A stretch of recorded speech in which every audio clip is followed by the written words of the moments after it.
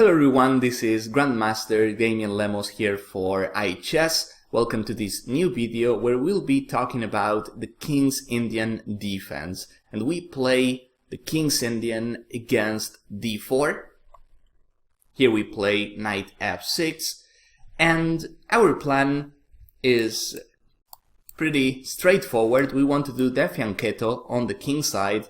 And then, as we'll see in this video, we have a clear plan in the center as well. Usually white plays c4. This is what everybody plays, but let me tell you that even if white doesn't play c4, we can still play our King's Indian setup. So c4, here we play g6. White plays knight to c3. This makes a lot of sense. He played his c-pawn, now he moves the knight to c3, and as you can see, he's preparing e4. And then white, he's gonna have a good center.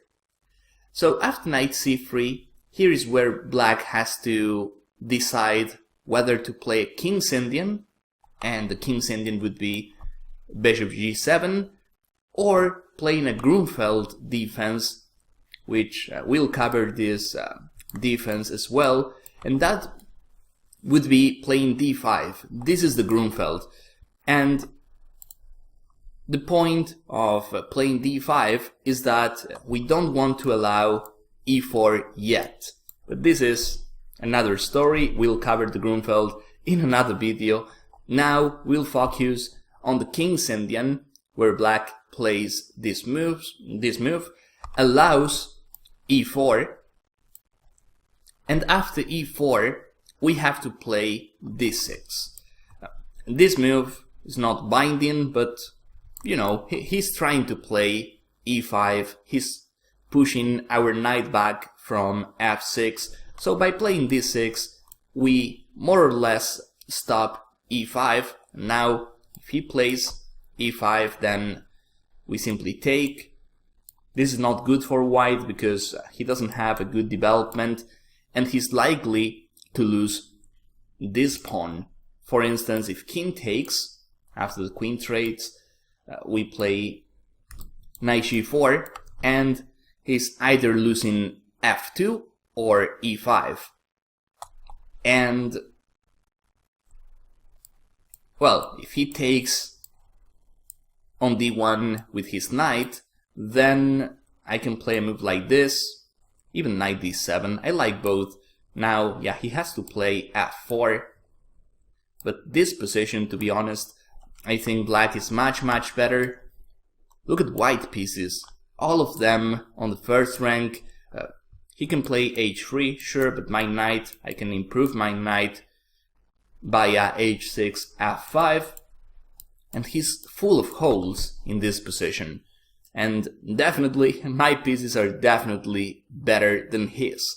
So this line, when I play d6, we can tell we are stopping e5. So against the King's Indian, this is the basic position of the King's Indian. White has a lot of systems. He can be positional, he can be aggressive. The main move is knight to f3. But he has, as I was saying, other systems. Knight f3, this looks like a positional move. He's trying to play bishop e2, he's trying to castle. That makes a lot of sense. But he can play other ideas, such as the 4 pawns attack with f4. And this is super aggressive. Before playing knight f3, he brings the pawn to f4, and now e5 looks stronger. With that said, no matter what white plays, we have to castle, we have to keep playing our solid setup, and what I like about the King's Indian is that we are flexible. Usually as black, we try playing for e5, that is our main goal in the King's Indian, but against the 4 pawns attack, that's not likely to happen because he's got a lot of pieces guarding that square. So if you're not playing e5, we can also go for c5.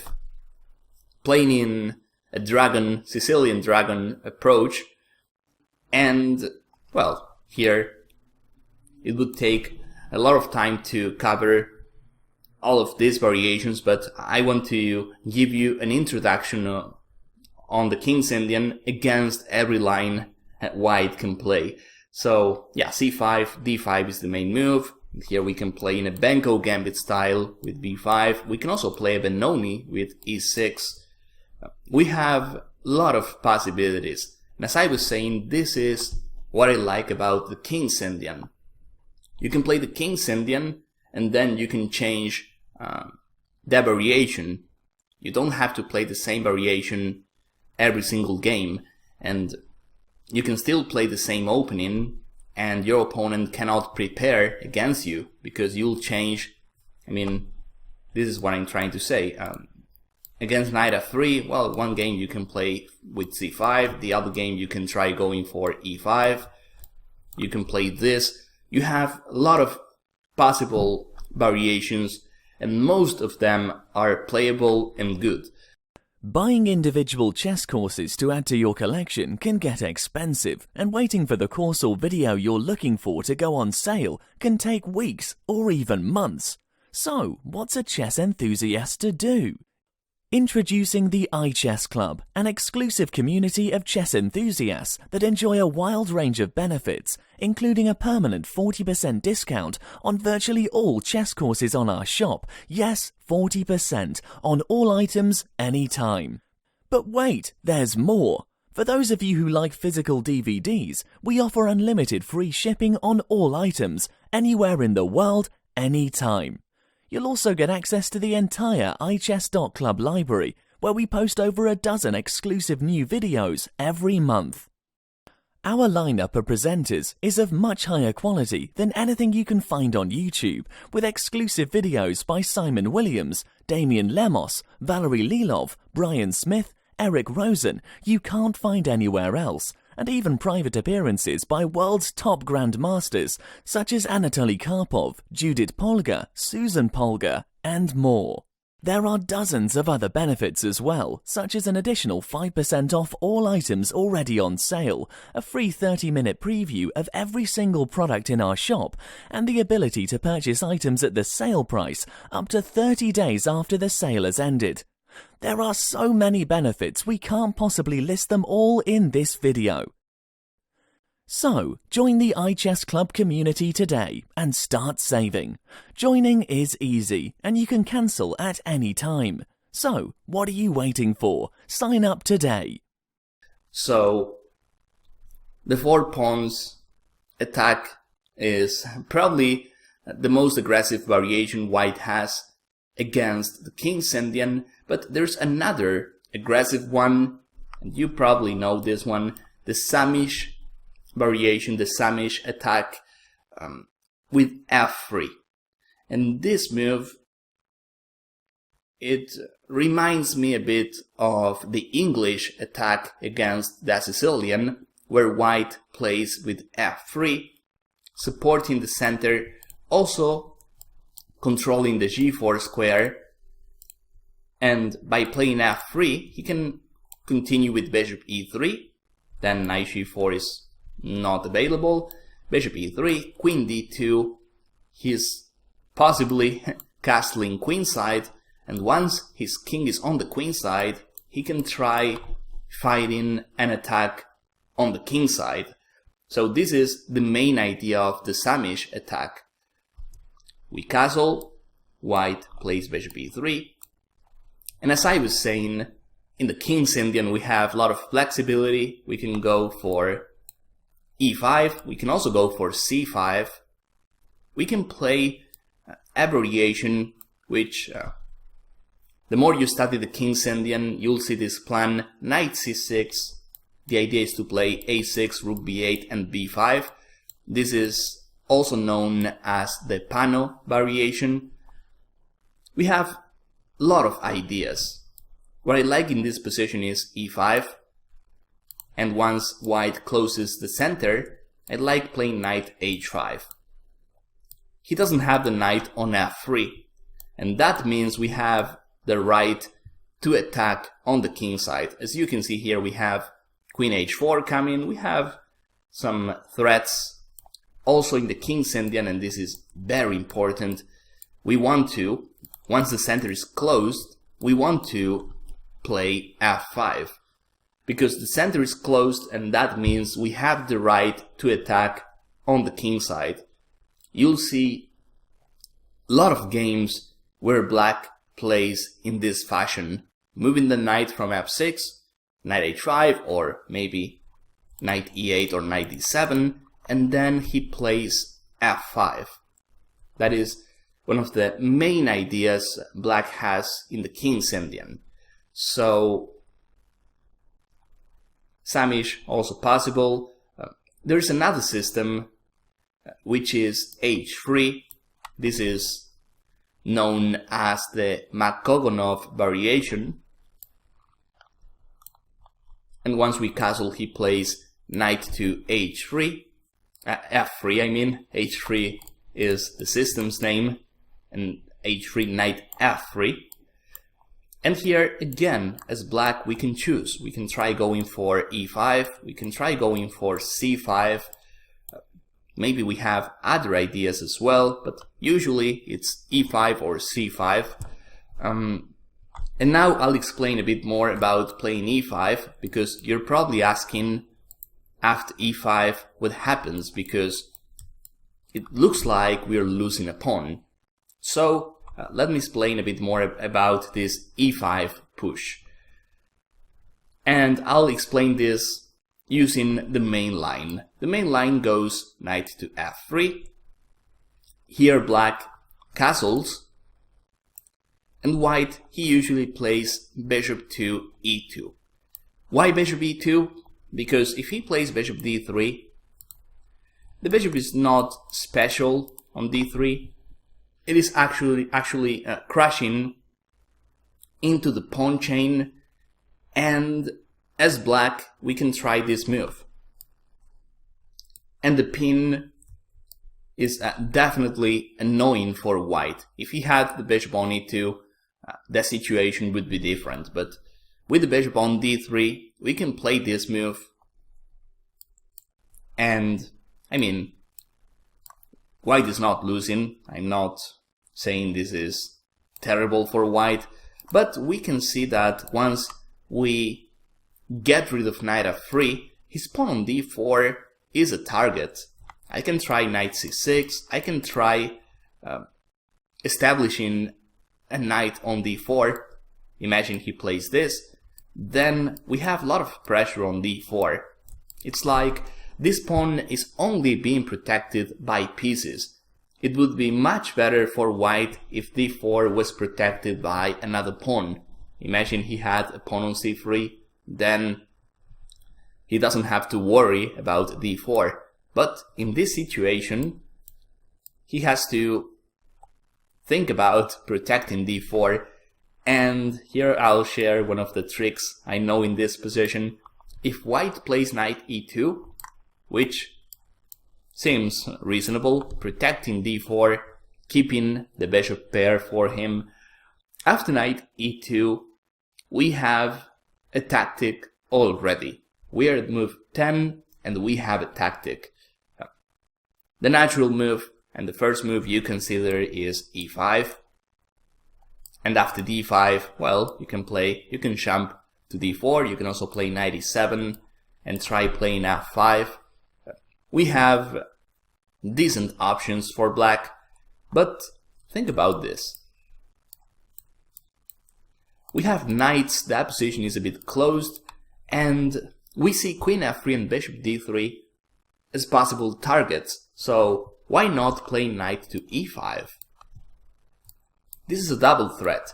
If he moves the queen, we take the bishop on d3 and it's game over, and if he takes, he wins a piece, but here we take the pawn, we are up a pawn at the moment, and there's nothing white can do to stop losing the bishop on d3.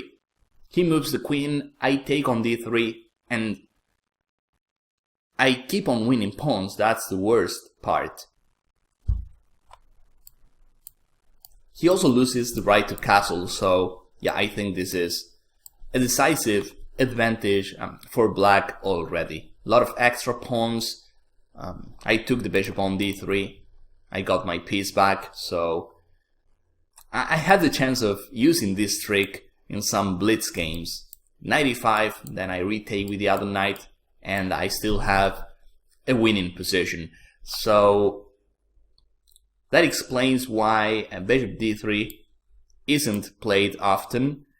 Bishop e2 is a better move, because now if I play bishop g4, well, it's okay, I can try doing the same plan, but white has everything under control. The bishop is ready to retake on f3, and the d4 square is well protected. Not to mention, in this position white has the bishop pair, and we know the bishop pair is something good in open positions. So bishop e2, definitely the main move by white. And here, instead of playing this, which would be good against bishop d3, but against bishop e2 it's a different story, here we play something different. We play e5. And this is what I wanted to explain a couple of minutes ago. e5 is the main move in the King's Indian. c5, as I was saying, is also possible. It deserves attention, but I like e5. So you're probably saying, when I play e5, I'm losing a pawn. And that's true. For the time being, we lose the e5 pawn, but we have a trick. If white takes, which by the way this is called the exchange variation, I take. Let's say he takes the queen first, queen takes, rook takes, and now he takes the pawn on e5. Here we have a tactic. He's up a pawn, but we have the bishop. I love this King's Indian bishop because sooner or later this bishop comes into play. And here, after knight takes e5, we simply get the pawn back with this simple tactic. We play knight takes e4. Now, if he takes the knight on e4, I play bishop takes e5. And as you can see, that position is more or less equal. We got our pawn back, but apart from being equal, I think black has a small plus. Why? Because our bishop is definitely good, his king is still in the center, and we can try using the d4 square. If we have a knight on d4, then I think we are talking about a slight or clear advantage for black, and there's nothing he can do to control the d4 square. He can try playing bishop e3. That is best he can do. He can try controlling the d4 square with a piece. But on the other hand, the d5 square, I mean, if he tries doing something like this, well, I can play c6, and then I forget about knight d5. He cannot play knight d5. But as I was saying, we do have the option of playing knight c6 and knight d4. I can even play this, and then I move my pawn to c6. So definitely black has some pluses in this position. And as you can see, white, he's not really winning the e5 pawn. Let's see another variation here. Rook takes, knight takes e5, knight takes e4. Again, if knight takes e4, I play bishop takes e5, and black is doing great. As white, you can say, okay, instead of knight takes e4, I'll play an in-between move, knight takes f7. Winning a pawn, and the idea is that, yeah, if king takes, then knight takes e4, and white gets the same position, but he has an extra pawn. He took on f7. But this is not working. If knight takes f7, we also have an in-between move here as black, and that in-between move is bishop takes c3 check. And this check is awesome because we get rid of knight c3, and that means knight e4 is no longer hanging, and after pawn takes, then we just take the knight on f7. And here, apart from destroying his pawn structure on the queen side, we also have an extra piece. So white, he can easily resign in this position. So when white plays this variation, when he takes on e5, he usually continues with other moves, but the truth is he's not winning a pawn with knight takes e5. And that is why this move is possible. We can play e5 and we can fight for the center. So here, white, he usually castles. He can also try playing d5. This move is closing the center, and this is an idea you have to remember when you play the King's Indian. Once the center is closed, like here, when white plays d5, we have to attack on the king side. We have to try playing something like this, and this happens when the center is closed. Imagine in this position, when the pawn is on d4, we are not likely to play a move like this. Why? Because it's super easy for white to open that position. He can even try using this diagonal against our king. So we are not playing f5 yet, but once he's showing his hand, once he plays d5, this is different. That position changes a lot, and now we know the center is closed. We can try knight h5, we can try f5, even as I was saying, knight e8, knight d7. We have a lot of ideas, but what we are trying to do is play f5. Another well-known maneuver in the King's Indian is when white plays d5, as you can see here, knight to a6. We move the knight to the corner. This looks suspicious, but then we are trying to play knight c5, and we are putting extra pressure on e4. So this is another well-known maneuver in the King's Indian. White, well, he's likely to protect his pawn on e4. And here, once he plays queen c2, protecting e4, his next move is going to be b4, pushing our knight back from c5. So we play a5. All of these plans, you'll learn them as you see more and more King's Indian games. So this is what I like about the King's Indian. I've said before, I like its flexibility, but I also like the fact in King's Indian it's not about memorizing endless variations. We have a lot of positions where we have to rely on our position's understanding. And here, as I was saying, I mean, you can even play king h8 and you're not gonna lose. That position is closed. And even this move, which is ridiculous, it looks like, it looks like a useless move. You have ideas like knight g8 and f5. So what I'm trying to say is here, you don't have to memorize everything. What you have to do is understand what's going on. And you get that understanding after playing this defense a lot, after analyzing a lot of games. So, as I was saying, that's what I like about the King's Indian. It's a defense you can play over and over and over, and you can keep improving it. So, after e5, before we finish this video, d5, this is what we just saw, the Petrosian variation.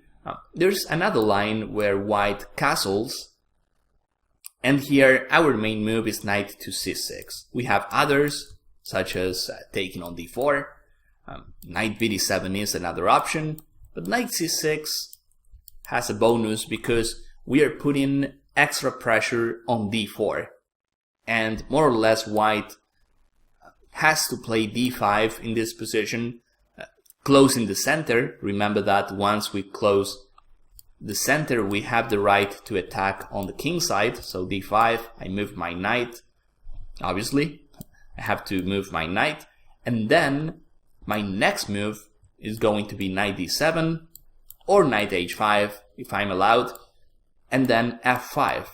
Center closed, I go for f5. So, kingside castle, knight c6.